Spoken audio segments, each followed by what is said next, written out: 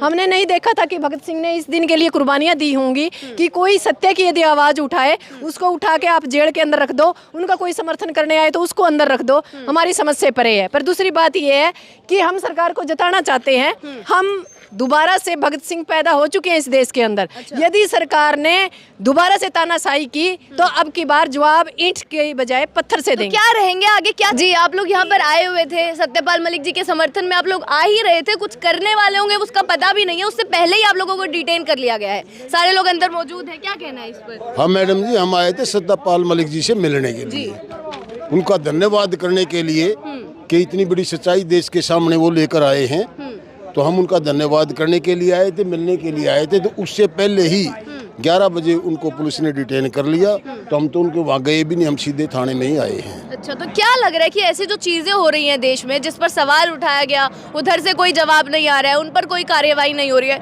जो सवाल उठा रहा है, जो मुद्दों को उठा रहा है उस पर कार्रवाई हो रही है, जो लोग समर्थन में आ रहे हैं उस पर कार्रवाई हो रही है? देखिए मैडम, कोई भी बीमारी होती तो उसके लक्षण पहले नजर आ जाते हैं। ये जो लक्षण है, ये लक्षण है डिक्टेटरशिप के। अच्छा। जो हिंदुस्तान का ये हाल करके रखा है आज, उसमें सबसे बड़ा जो हाथ होगा वो मीडिया का होगा। मीडिया जो मीडिया का होगा वो काले अक्षरों में लिखा जाएगा कि मीडिया ने इस देश को बर्बाद किया है। मीडिया ने देश को बर्बाद किया? मीडिया ने देश को बर्बाद किया कि नहीं तो मीडिया खबर दिखाती। अच्छा। 1, 2, 4 चैनल को छोड़ के, आपका तो लोकल चैनल है, जींद में है, हम हरियाणा में देखते हैं ज़्यादातर है चैनल आपका। जी।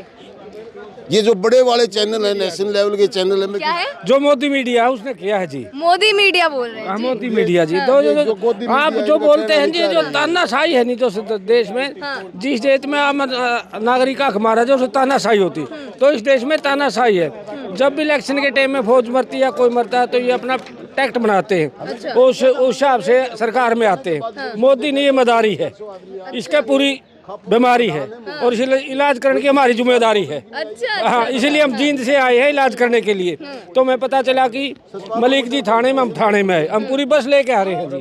जींद से पूरी बस लेकर आए हैं? हाँ, खटखट खाप के ऊपर दान लीला छापड़ा, कंडेला खाप के। तो हम बस लेके आए हैं हम बीमारी का इलाज करने के लिए, और मलिक जी का धन्यवाद करने के लिए। हमें तो सच्चाई का पता होना चाहिए, उसके आगे तो हम आप देख लेंगे। और हम आप लोग ये भी बोल रहे हैं कि मुद्दों को छुपाया जा रहा है, दूसरे मुद्दों को उठाया जा रहा है, तो क्या लग रहा है इस पर क्या कहना है? आ जाइए, चलते चलते बातचीत कर लेते हैं। आप लोग बोल रहे हैं, इनसे जब मैंने बातचीत की, जो सारे जो किसान है वो बोल रहे हैं कि इस मुद्दे को दबाया जा रहा है। दबाया जा रहा है जी, समझे नहीं, सच्चाई को तो छिपाया जा रही है। भोलापन है, जनता भोली है, अशिक्षित है। ये कोरोना नहीं है, शिक्षित लोगों को अशिक्षित रखना ही एक कमजोरी है। कमजोरों पर ही गुलामी की जा सकती है, शख्स आदमी तो गुलाम नहीं होगा। तो फिर कैसे, जब अगर ये जवाब नहीं आएगा सरकार की तरफ से, जनता इतने मुद्दे नहीं उठा पाएगी, तो कैसे ये काम चलेगा? अधिकार है, लोकतंत्र में ये मिला था वोट का अधिकार। जनता अपना वोट से इनको गिराएगी, जनता जागरूक होगी 2024 में। हाँ, जनता शिक्षित है। अच्छा। शिक्षित, ये ट्रेनिंग तो मिलती है, रोडों पे आके सीखते हैं। जैसे आपने देखा किसान पहले से अब तक ट्रेंड हो गए, तो ये तो लोग कम जागरूक, अगर ट्रेनिंग लेने जाए जैसे हर एक चीज की ट्रेनिंग, तो अब किसान ट्रेनिंग लेते हुए यहाँ तक पहुँचे। अंकल जी ये बोल रहे हैं कि मोदी जी को बीमारी बता रहे हैं और बोल रहे हैं जीन से हम लोग दूर करने आए हैं उस बीमारी को। उस बीमारी को हम उसकी बीमारी को दूर करने के लिए आए हैं, और 2024 के अंदर उसकी जो बीमारी उसको दूर कर देंगे हम। अच्छा। हाँ, बिल्कुल हटा देंगे? बिल्कुल हटा देंगे उसको। लग रहा है, क्योंकि वो तो इतने दावे कर रहे हैं कि 300 से ज्यादा दावे हम भी कर रहे हैं इस बात का कि मोदी देश हित में कोई कार्य नहीं कर रहा, ना बच्चों को रोजगार दे रहा है और ना किसान का कोई कार्य कर रहा है। लेकिन महंगाई बेरोजगारी पर जब सवाल उठते हैं, नहीं आता है। महंगाई दिन प्रतिदिन बढ़ती जाने लग रही है। उस महंगाई को इसने रोकना चाहिए, मोदी सरकार ने, और ना रोक रहा वो जानबूझ के। इसके अपने जो गुर्गे हैं, जो अडानी पडानी जिसको बोलते हैं, वो सारा सब कुछ सरकार उसका गिरवी रखने लग रहा है। जैसे LIC उसका रख दी। बहुत कुछ उसका मतलब यानी उसने गिरवी रख दिया सरकार ने। तो आप लोगों को पसंद नहीं आ रही क्या? बीजेपी तो बोलते कि विकास कर रहे हैं। नहीं, विकास नहीं कर रही है, विकास नहीं है, विनाश कर रहा है। जो मोदी सरकार है विनाश कर रही है, न कि विकास। अच्छा। हाँ जी। तो मतलब, लेकिन वो तो बोल रहे हैं कि हम तो सबको साथ लेकर चल रहे हैं। किसको साथ लेकर चल रहे हैं? जब एक ईमानदार गवर्नर था, भीतर बंद कर दिया, इससे पूरा काम क्या होगा? पहले तो वो बोल रहे हैं, उनकी तरफ से बयान है कि पहले क्यों नहीं बोला सत्यपाल मलिक जी ने, अगर ये सारी चीजें थी। सत्यपाल मलिक पहले दिन से ही सच्चाई बोल रहा है, उसकी जबान को दबाया जा रहा है, उसकी जो आवाज को दबाने की कोशिश कर रही है सरकार। अभी लगातार 1 साल तक यहाँ धरने पे बैठे थे, किसान मजदूर सभी बैठे थे यहाँ, जब 1 साल के बाद जब मोदी की आंखें खुली कि ये मानने वाली नहीं है, उसने अपने 3 कानून वापस ले लिए थे उसी टाइम।